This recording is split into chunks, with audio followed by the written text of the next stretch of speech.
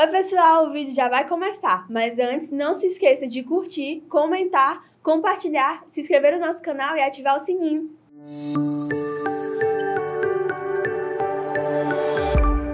Mantendo o foco em Deus, baseando em Eclesiastes no capítulo 7, versículo 10, que diz assim: jamais digas, por que foram os dias passados melhores do que estes?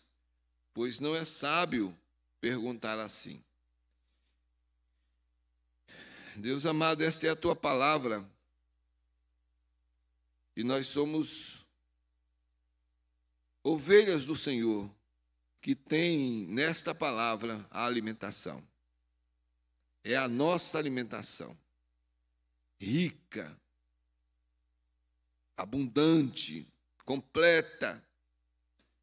Ensina-nos, Senhor, a nos alimentarmos da tua palavra, não nos perdendo, Senhor, com as guloseimas que são apresentadas pelo mundo, aquilo que vem de fontes rotas, Senhor, e muitas vezes travestido do que é palavra do Senhor, mas com outros ensinos perigosos, alimento ruim, que pode até matar ou manter enfraquecido. Então, dá-nos, Senhor, dá-nos da tua palavra, enche o nosso coração de gozo diante daquilo que temos recebido da tua palavra.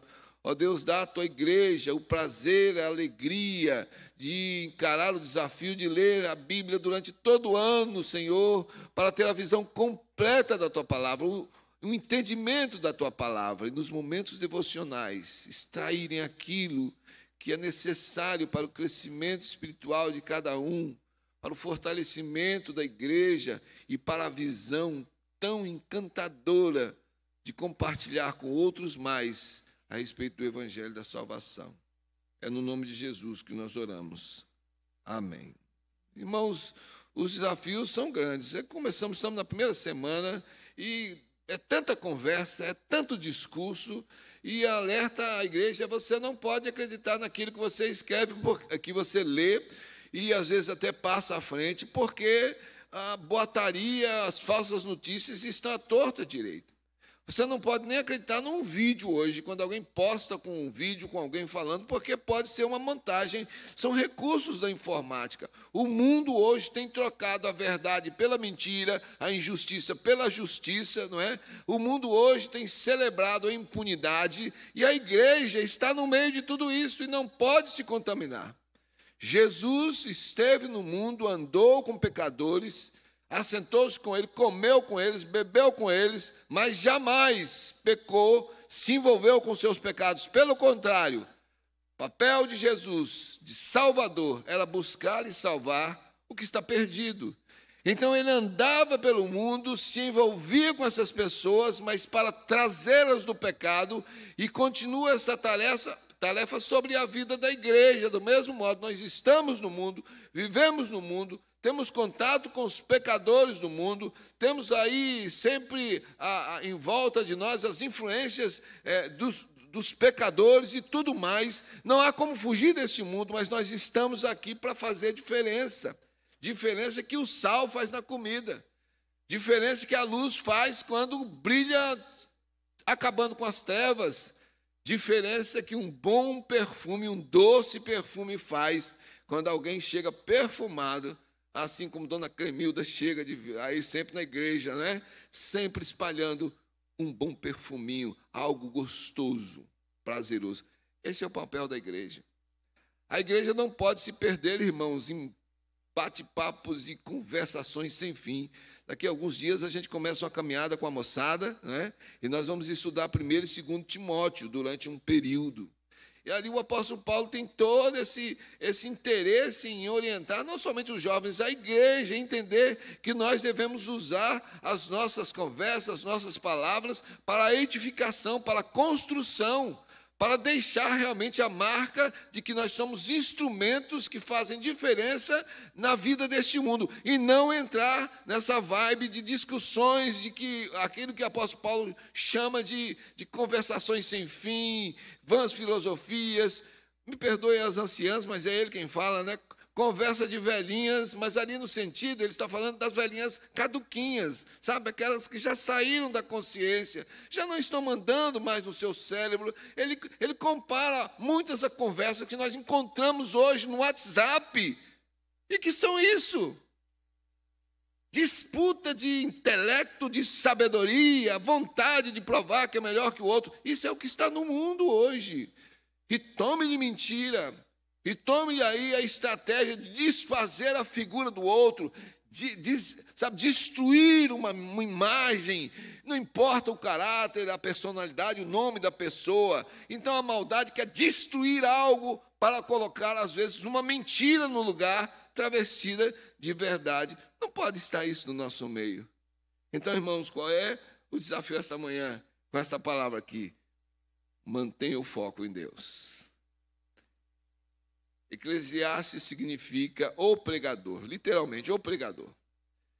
Pregador no sentido de alguém que, como eu estou fazendo agora, reúne todo um grupo para expressar, para falar algumas coisas, e é isso que significa aqui Eclesiastes. São pregações do pregador. E eu não tenho dúvida, ainda há estudos aí, mas eu não tenho dúvida de que Salomão tenha sido realmente o autor de Eclesiastes. Veja aí o que ele escreve já no início, o que é que nós encontramos escrito já no início, no capítulo 1 de Eclesiastes, no versículo 1, e veja o versículo 12. Eclesiastes 1, versículo 1 e 12. Palavra do pregador, filho de Davi, rei de Jerusalém. Se alguém não acrescentou isso aí para forçar a barra, nós já temos a autoria, não é? Versículo 12. Eu, o pregador, venho sendo rei de Israel em Jerusalém. Salomão foi o terceiro rei de Israel. Lembra? Saul, Davi, o seu pai, então ele assume o reinado. Reinou durante 40 anos, durante os anos 971 a 931 a.C., segundo os historiadores. E Salomão entra na história como realmente um instrumento separado por Deus, porque na descendência não caberia a ele o trono, mas ele foi o escolhido de Deus. Nós temos em Números, capítulo 12, versículos 24 e 25. Números 12, 24 e 25. Que Salomão nasce filho de Davi com Betseba, como o resultado de uma restauração na vida de Davi. Ele havia adulterado, aquela história triste, o filho do adultério morre, ele confessa o seu pecado, se derrama diante de Deus, mas casa-se com Betseba e nasce então o seu filho, a quem ele dá o nome de Salomão. Salomão, o pacificador, significa paz.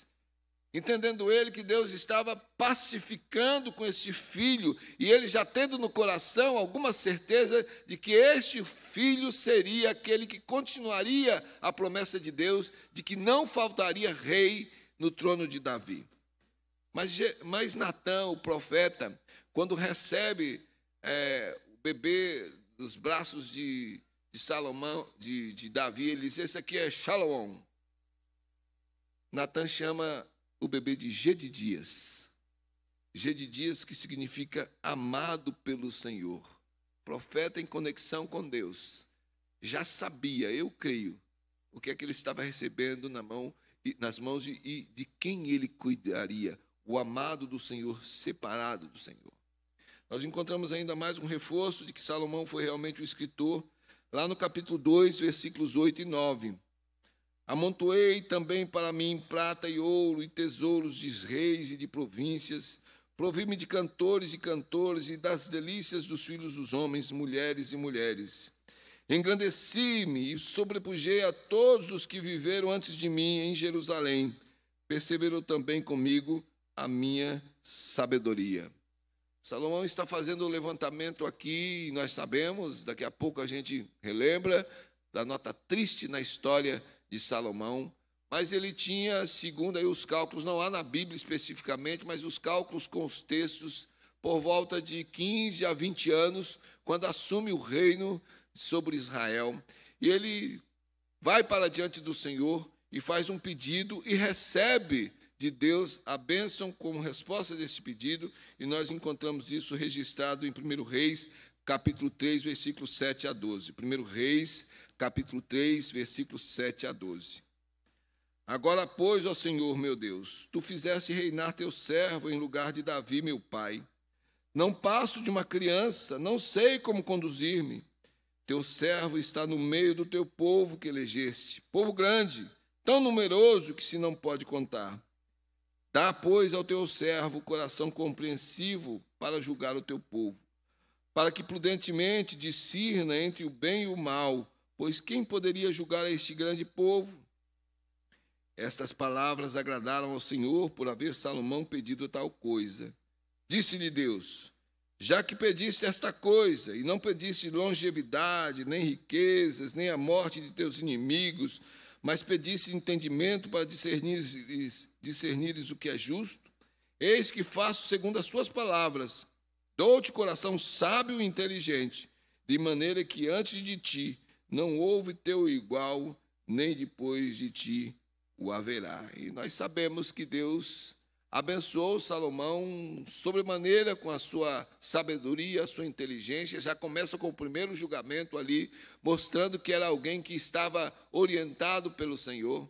Salomão foi um homem que, segundo o seu tempo de obediência a Deus, demonstrou o que pode acontecer numa vida que se coloca totalmente a serviço do Senhor quando está no modo de obediência, porque nós sabemos do desvio. Salomão, com a sua riqueza, foi desobedecendo ao Senhor, ajuntando mulheres para si, envolvendo-se com mulheres pagãs, teve o seu coração corrompido, se perdeu no caminho da religião, envolveu-se com o paganismo, um período obscuro. Por isso ele se torna uma pessoa amarga, e há muita especulação de que em que tempo, por exemplo, ele teria escrito Eclesiastes. Alguns entendem que ele escreveu Eclesiastes no retorno, com o coração já arrependido, porque o que nós encontramos ali são palavras de alguém que apanhou e amargou muito numa vida de desobediência, porque olha para a vaidade da vida humana e contrasta com o poder, com a sabedoria, com a santidade e a excelência que há em Deus. Apesar de tudo, Salomão foi um dos reis mais grandiosos de Israel. Um dos maiores destaques que nós encontramos foi a construção do primeiro grande templo de Jerusalém. Mas foi um homem que se dedicou a estudar aquilo que Deus fez à volta dele. 1 Reis, capítulo 4, versículos 32 a 34. 1 Reis 4, 32 a 34. Nos dá essa descrição, que Salomão compôs 3.000 provérbios, e foram os seus cânticos 1.005. Discorreu sobre todas as plantas, desde o cedro que está no Líbano até o isopo que brota do muro. Também falou dos animais e das aves, dos répteis e dos peixes. De todos os povos vinha gente a ouvir a sabedoria de Salomão, e também enviados de todos os reis da terra que tinham ouvido da sua sabedoria. Salomão escreveu provérbios, eclesiásticos, cantares, e também é considerado como autor do Salmo 127. Mas aqui em Eclesiastes nós temos esta visão toda diferenciada de alguém que olha para a vida e vê que a vida oferece coisas boas para serem vividas. Do trabalho, resultado do trabalho. Não é ambicionando do outro, tomando do outro, sabe? Não é descontente com a vida que tem e invejando o outro. Ele vê a vida como algo que está aí para ser vivida de acordo com a providência de Deus. Deus providencia, então é bom comer. Ele diz, é bom comer, beber, regalar-se como resultado daquilo que nós recebemos de Deus. Mas quando isso se torna a centralidade da vida, ele diz, é vaidade, é correr atrás do vento. Torna-se algo nulo quando Deus não está realmente no centro da vida. E aqui em Eclesiastes 7, de uma forma especial, o seu modo de tratar a realidade é fazendo contrapontos, contrastes. Ele coloca uma realidade, algo que existe, realmente que está aí presente na vida do ser humano e contrasta com outra realidade que a princípio parece ser inferior ou desgostosa e extrai dali uma lição dizendo que o ser humano vai tirar bom proveito quando usa sabedoria para entender a realidade. É assim que ele começa o capítulo 7 de Eclesiastes, dizendo: melhor é a boa fama do que o unguento precioso, e o dia da morte melhor do que o dia do nascimento. Não parece para a gente o contrário? O nascimento, a morte. Ontem nós estivemos no ofício fúnebre, e sempre que eu estou assim, eu vou ministrar, eu lembro das palavras do pastor Otoniel. Ele gosta sempre de usar o texto de Eclesiastes, capítulo 7, o versículo 2. Olha o contraponto. Melhor é ir à casa onde há luto do que ir à casa onde há banquete, pois naquela se vê o fim de todos os homens e os vivos que o tomem em consideração. Porque quando a gente está em festa, e é alegria, é bom festa, mas geralmente a gente não pensa na profundidade da vida, na realidade da vida. Às vezes até no ritmo da festa chega alguém dizendo: olha, eu quero falar alguma coisa, sabe? Você viu o que aconteceu ontem em Brasília? E a pessoa disse: não, agora não, é aniversário. Fala isso aí depois. Eu não quero pensar nessas coisas, não é assim? Mas na hora da morte, com o caixão ali, o choro, aquele ambiente, a gente começa a pensar realmente sobre a finitude da vida terrena e a realidade da vida eterna futura, que pode se perder se Deus não estiver no controle das nossas vidas. E Salomão havia pedido sabedoria, inteligência a Deus, e Deus deu. E ele produziu muitas pérolas de sabedoria, e uma delas é essa que nós temos em mãos agora aí, na qual nós estamos meditando, Eclesiastes 7:10. Jamais diga, porque foram os dias passados melhores do que estes, pois não é sábio perguntar assim. Mantendo o foco em Deus. Quem sabe Salomão tenha ouvido o contraste do seu reino com o reino do seu pai. Davi marcou o seu tempo também de 40 anos governando Israel com a marca da luta, do avanço, da conquista. Era o rei guerreiro, era o homem que triunfava sobre milhares e tirava do coração do povo o encanto e a alegria de poder festejar um rei que estava sempre à frente, celebrando as vitórias dadas por Deus. Salomão não. Salomão é o homem da pesquisa, é o homem da construção, da edificação. Quem sabe em alguns momentos pelos corredores ou chega a ele alguns comentários a respeito desse contraste. Ele tinha tantos servos e escravos. Quem sabe ele tenha ouvido, como o pastor João Paulo ministrou esses dias, já num outro momento, mas ali Israel é quem dizia: vamos cantar o que aqui, numa terra estranha. Salomão também tem ouvido daqueles povos que estavam ali a serviço dele, o suspirar, a lembrança lá do passado, da sua história. Aí no pastoral do boletim eu coloco a nota sobre o povo de Israel quando estava no deserto, caminhando em frente, sendo sustentado pelo maná que caía do céu, mas suspirando e pensando: o Egito era melhor. Egito era escravidão, Egito era humilhação, mas eles estavam pensando em carne, em cebola, em tempero, a memória atraindo e fazendo algumas coisas. Então é nesse sentido que o sábio diz aqui: olha, não é sábio olhar para trás e ficar fazendo comparação entre o passado, dizendo que era melhor aquele tempo. Não é sábio. Mas por que não é sábio pensar assim? Salomão está chamando a atenção para a realidade do dia de hoje, do presente. Por que não é sábio ficar olhando para trás? Não foi sábio para a mulher de Ló, por exemplo, que olhou para trás e virou uma estátua de sal. Não é sábio para os discípulos de Jesus quando ele diz que aquele que lança a mão do arado não pode olhar para trás, porque vai se perder na caminhada, vai perder o rumo. Porque não é sábio olhar para trás? Porque Deus nos deu o dia de hoje para vivermos intensamente um presente sempre renovado pela sua fidelidade. Deus é Deus do passado, do presente e do futuro, mas Deus renova todos os dias as suas misericórdias, a sua fidelidade, a sua bondade sobre as nossas vidas e refaz todas as coisas. Veja aí Lamentações, capítulo 3, versículos 21 a 23. Lamentações 3, 21 a 23. São palavras de Jeremias. Não há nenhuma contradição aqui. Porque ali ele escreve: quero trazer à memória o que me pode dar esperança. O profeta não está evocando coisas humanas ou o passado de coisas lá da história de Israel, porque está agora num período de cativeiro. O que é que ele pode, o que ele quer trazer à memória para lhe dar a esperança? Deus, Deus e Deus. As misericórdias do Senhor são a causa de não sermos consumidos. Continua escrevendo ele. Porque as suas misericórdias não têm fim, renovam-se cada manhã, grande é a tua fidelidade. O coração daquele que está pulsando de acordo com o coração de Deus é aquele que crê que Deus é fiel e está presente todos os dias. Ele prometeu, ele cumpre, ele há de cumprir. Então ele está no dia de hoje, na adversidade muitas vezes, na tempestade muitas vezes, mas ele está.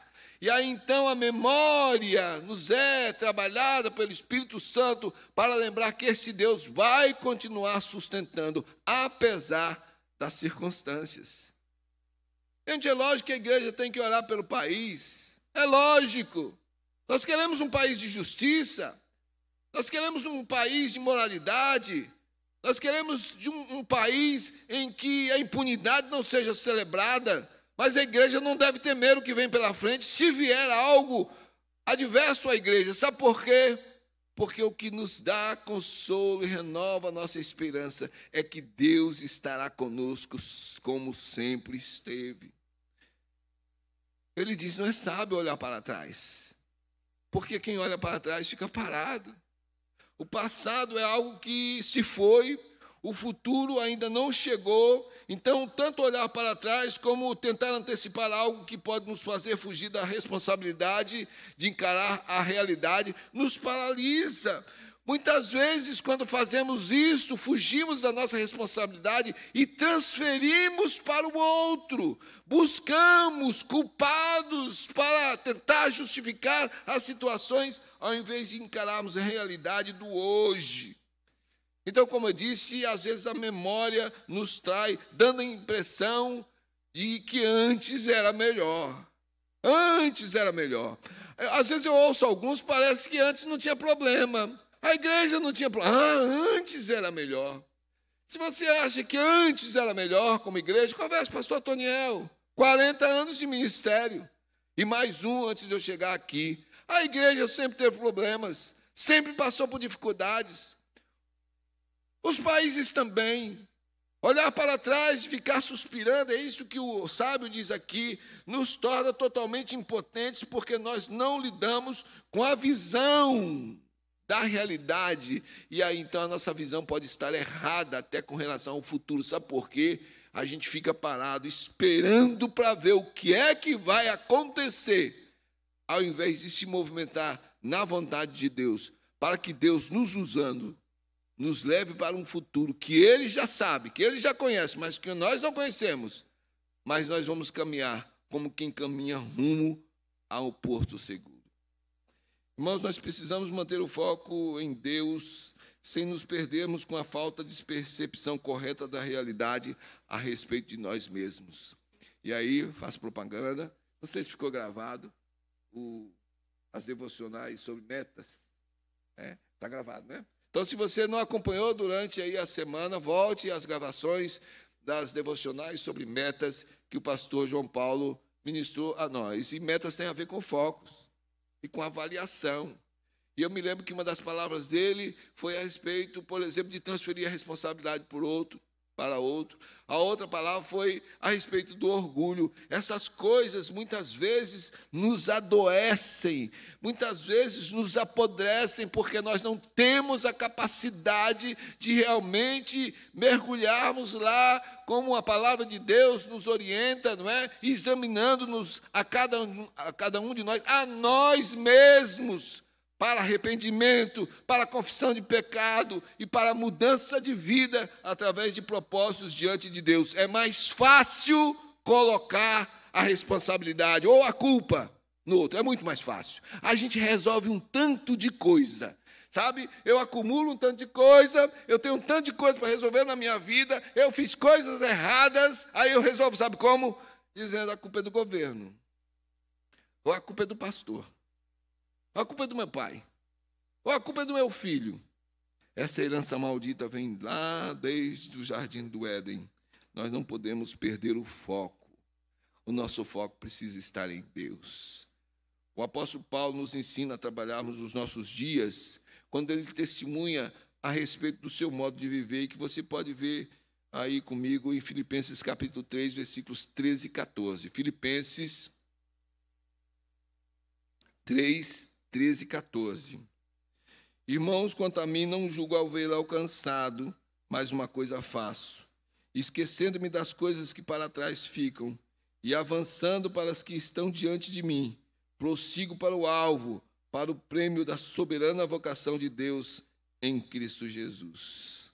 E olha, irmãos, que tinha gente sempre puxando Paulo para o passado. Paulo era olhado com desconfiança, porque ele tinha sido perseguidor. Paulo era olhado com um olhar atravessado, porque ele era um legalista, porque ele era um membro do Sinédrio. E aí, alguns não gostam, eu sempre estou lembrando disso, alguns crentes não gostam, mas Paulo testemunhou e mandou matar seguidores de Jesus, aprisionou alguns, passado.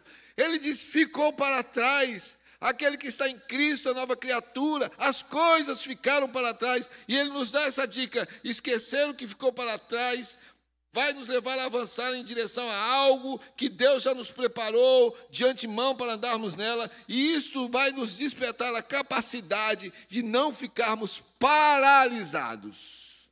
Sabe por quê? Passa o ano e você vai fazer uma contagem, um relatório, um pensamento a respeito da sua vida, e você chega à conclusão de que não fez nada ou quase nada. Sabe por quê? Alguns de nós estávamos parados, estagnados, remoendo algumas coisas. Diz que paz, para o nosso visitante, é o nosso Diz que paz, dá tempo de você anotar, olhar nas mídias, é o 3052-2500. Ouça a mensagem do pastor Hernandes, esse abençoado irmão de Deus, irmão nosso, filho de Deus, homem segundo o coração de Deus, que tem recebido essa visão de colocar em 2 minutinhos uma meditação tão profunda. Hoje ele fala sobre mágoa, sobre rancor, sobre o coração que fica, sabe, se envenenando espiritual, física, psicologicamente, marcando o passo num passado que não consegue ser resolvido, porque não é colocado diante de Deus e abandonado, com o perdão sendo exercitado. Irmãos, para não ficarmos presos no passado e nem com medo do futuro, é preciso ter fé na providência de Deus.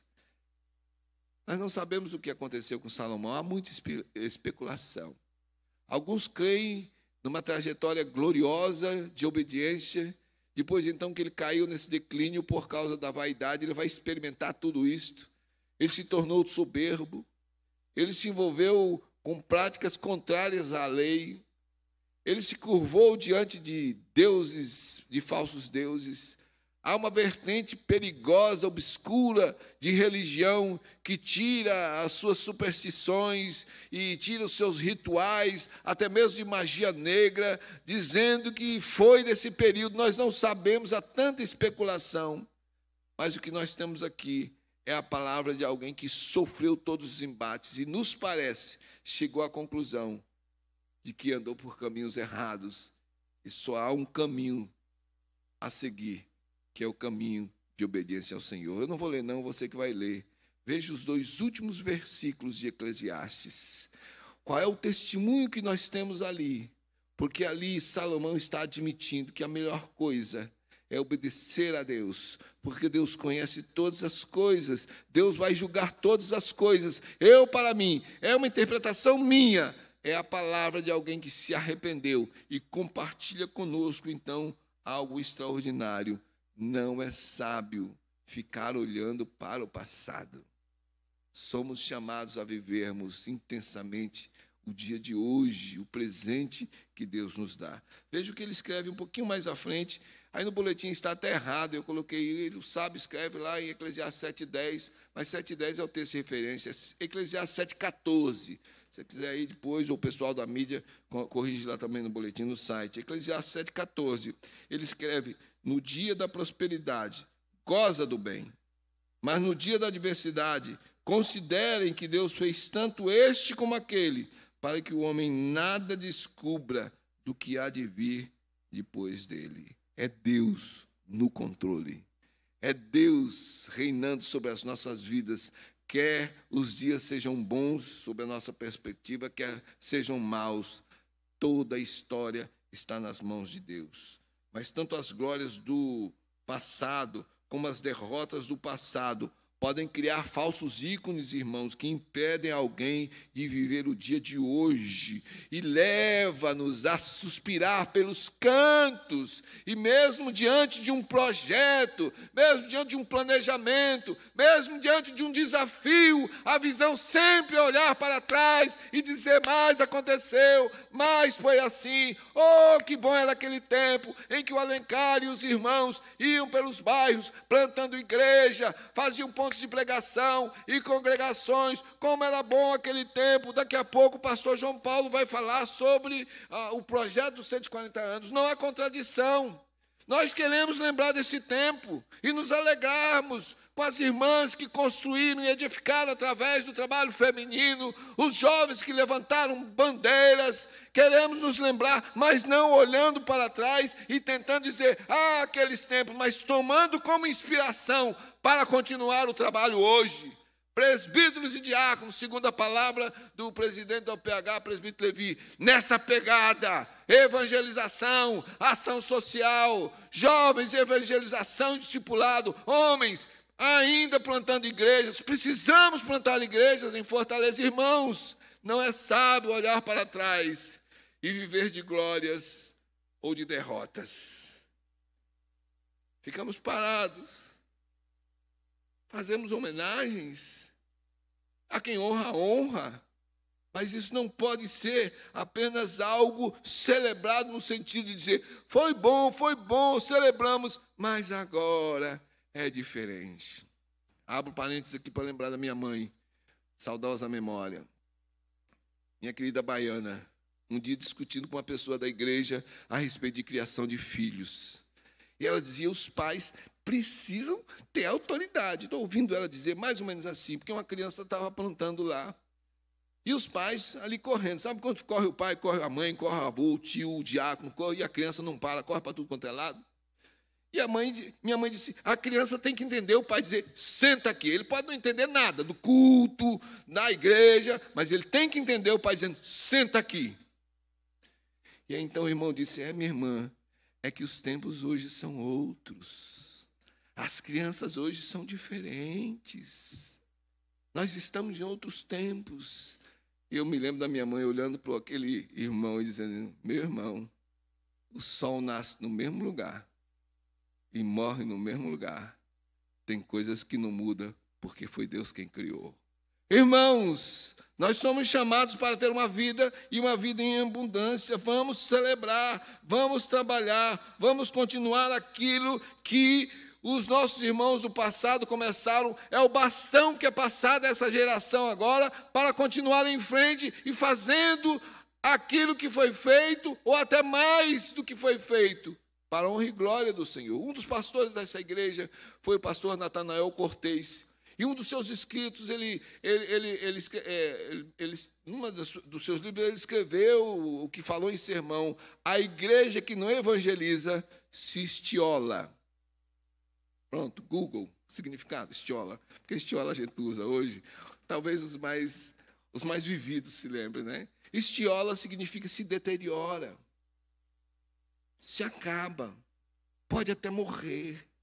Porque a igreja ela é viva, ela vive o dia de hoje. Então, irmãos, sabe, a aplicação para as nossas vidas é vivermos intensamente o dia de hoje. Olha o que diz Colossenses 3, 23 a 25. Tudo quando pedirdes, fazei-o de todo o coração como para o Senhor e não para homens, cientes de que recebereis do Senhor a recompensa da herança. A Cristo, o Senhor, é que estáis servindo, pois aquele que faz a injustiça receberá em troco a injustiça feita, e nisto não há acepção de pessoas. O segredo é trabalhar hoje, servindo ao Senhor de todo o coração, não com outras intenções, porque o Espírito Santo está vendo a minha intenção. A bênção não virá se a minha intenção for humana, carnal, porque eu vou plantar na carne, vou colher da carne. Mas se a minha plantação for um serviço de todo o coração, como para o Senhor, estou plantando no Espírito, e a consequência será colheita que vai engrandecer o nome do Senhor Jesus, vai fortalecer a sua igreja e vai alcançar vidas através da salvação. Embora o sermão todo eu acho que foi uma aplicação, quero fazer uma aplicação direta aqui, única. Não murmure olhando para o passado. Viva o dia de hoje focando na vontade de Deus. Aplicação para nós. Não é bom ficar olhando para o passado dizendo, como era bom. Não é sábio. Então, o que é que eu posso aplicar na minha vida? Não vou murmurar olhando para o passado. Eu quero viver o dia de hoje focando na vontade de Deus para fazer aquilo que é a sua vontade perfeitamente, obedientemente, fielmente. Temos um planejamento, irmãos. E tem aí curto, médio e longo prazo. O presbítero Emael Tesoureiro acabou de falar agora. Estamos lidando com números, porque faz parte da realidade da igreja. Se alguém tem ainda dúvidas sobre dízimos e ofertas, como a igreja presbiteriana trata, tenta fazer tudo isso sentado no banco aí, sem dar nada, sem ser fiel. Tenta, venha me provar. Se você tiver uma teoria, né, eu fico sentado aqui porque eu sou contra o dízimo. Eu não dou dinheiro. Vem aqui, senta aí e me diz como é que as coisas acontecem. Eu te mostro o relatório da tesouraria, do exercício do ano, e te mostro o orçamento. Aí você me mostra a grande e brilhante solução para isso, que não seja a visão da igreja presbiteriana de olhar para um método de Deus lá no Velho Testamento e dizer, funciona, é justo, lá debaixo da lei. Agora estamos debaixo da graça, não por lei, por amor, por alegria, e funciona. E nós vamos caminhar, e nós vamos avançar, porque para cumprir o planejamento é preciso dar os passos hoje. O que é que nós queremos atingir até 2026?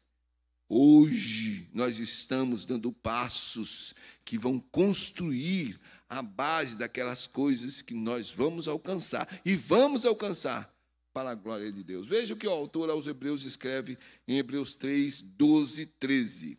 Hebreus 3, 12, 13. Tende cuidado, irmãos. Jamais aconteça haver em qualquer de vós perverso coração de incredulidade que vos afaste do Deus vivo. Pelo contrário, exortai-vos mutuamente cada dia durante o tempo que se chama hoje, a fim de que nenhum de vós seja endurecido pelo engano do pecado. Bora, irmãos! Trabalhar.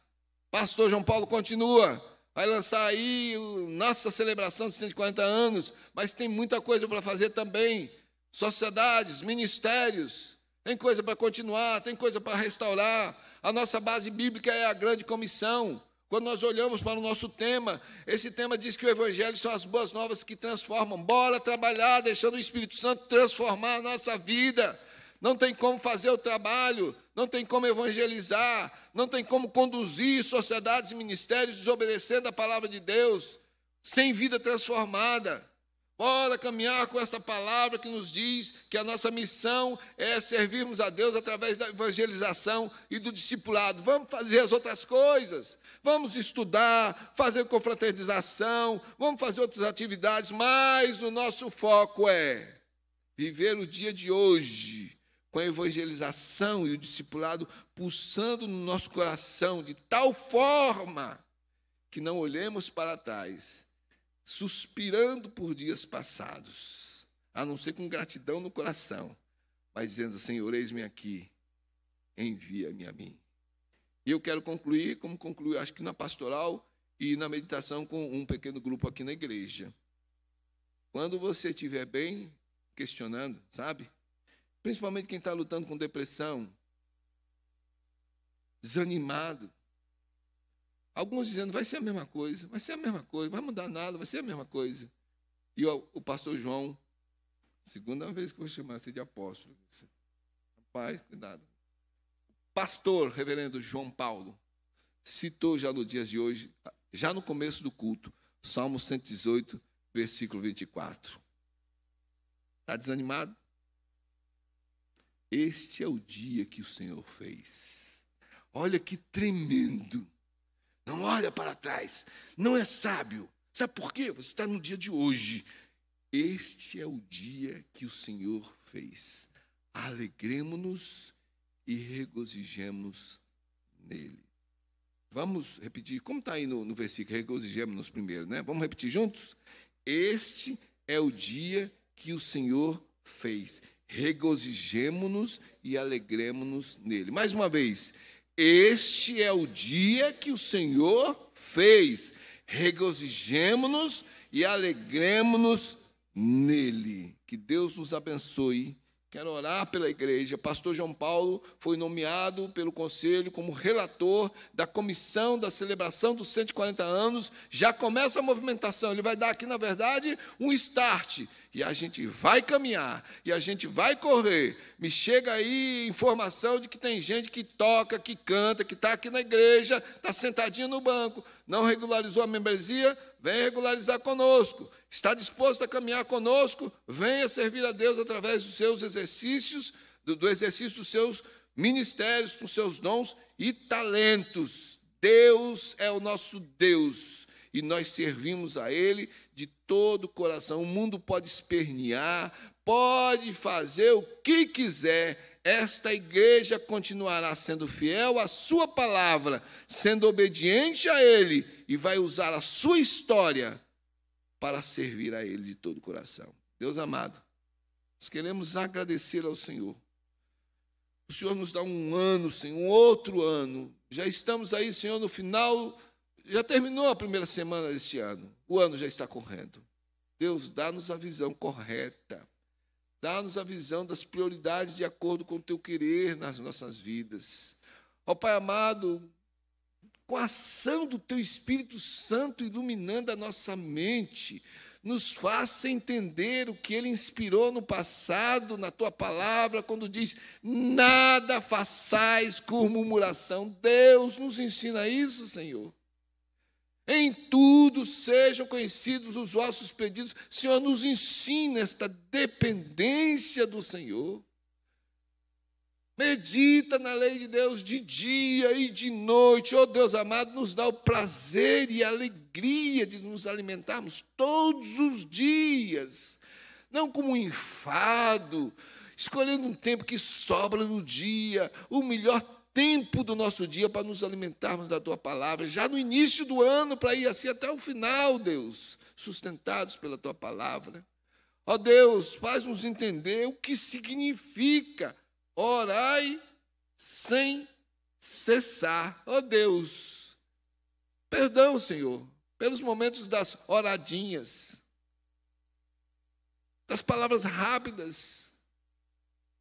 Ó Deus, nos ensina o que significa conheçamos e prossigamos em conhecer, ao invés de ficar com conhecimento teológico lá da infância, de que são 3 palavrinhas que nós aprendemos, que o Senhor é amor. Dá-nos visão de aprofundarmos esta palavra, para termos, Senhor, a mensagem da salvação, para compartilhar com tantos que precisam conhecer a respeito disto. Ó Deus, perdoa-nos, porque às vezes ficamos olhando para o passado, suspirando por glórias, ou então com medo de derrotas.